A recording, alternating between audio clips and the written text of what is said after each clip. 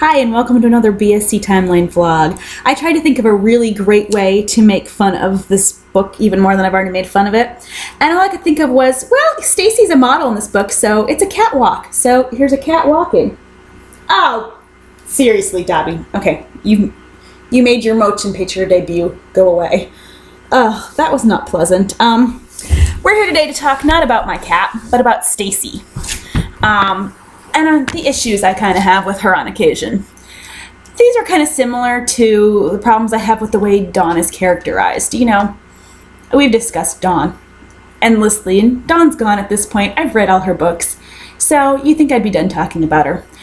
But just to reiterate, I really don't like the way that they, in the books, say that Dawn is a free spirit and doesn't care what anybody else thinks, and then when you actually read Dawn, she cares a heck of a lot about what everyone else thinks.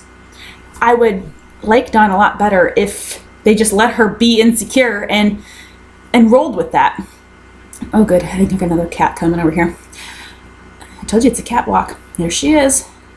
Model with catitude. Anyway, Stacey has that kind of problem too. And I'm going to go off of something I said in the blog today, which is that she said she doesn't like gossip, and then she's turning around and gossiping with Claudia. You know, I can understand, not wanting to get involved in the kind of gossip where it's like, oh, did you hear? This girl's pregnant and getting an abortion next week. Which may or may not be true, I can understand that.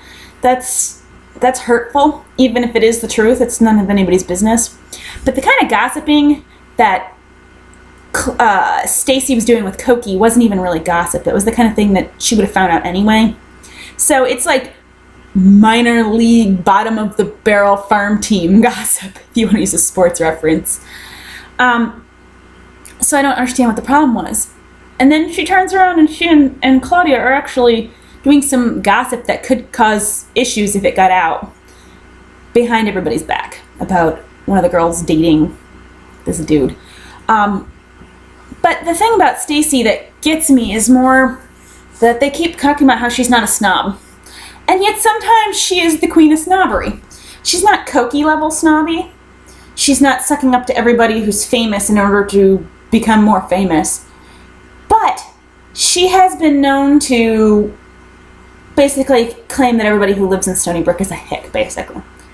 Think back to book number 18 when they all came to New York. Dawn was afraid of everything, so she's a big old hick. Even though Dawn's from LA. Christy's too loud. She looks like an idiot in public. She's a hick. Marianne, oh, she's a walking, talking tour guide. No. And Claudia, she's just embarrassing at this point, which, bitch, that's your best friend. You can't say something nice about her, don't say anything at all. So, here's here we go. Yeah, I haven't forgiven you for last time, thank you. So I can't understand why they feel the need to do this, because, it's not like, if New York City is really better than living in Stony Brook, why wouldn't Stacey just go live with her dad? If she's, forcing herself to live in Stony Brook because the BSC is there, you think that the second she got into a fight with them, in like book number 83, she would have just moved back in with her dad or something. So if she really likes Stony Brook that much, then why is she being horrible about it? And honestly, Stony Brook doesn't sound that bad. It's within a short drive of Stanford. Stanford is a train ride or a plane, or a short, not too far drive from New York City in and of itself. And it's not like Stanford's all that horrible, I lived in a town in the middle of Illinois, went to college there, won't name it, but it was the gonorrhea capital of Illinois, the STD capital of Illinois, the illiteracy capital of Illinois, and something else that I can't remember. The college was on a hill, and you did not go down the hill after dark. I can understand Stacey having an issue if she lived in a town like that. And it had suburbs, and the suburbs were like, yeah, they were better. You could go down the hill after dark if there was even a hill to deal with. But you didn't want to tell anybody you lived around that town because it wasn't exactly a good thing. So my point about Stacey is she's not really horrible. I can't come up with anything really bad to say about her. You know, I'm not giving the writers crap for giving her really bad storylines like they did for Jessie.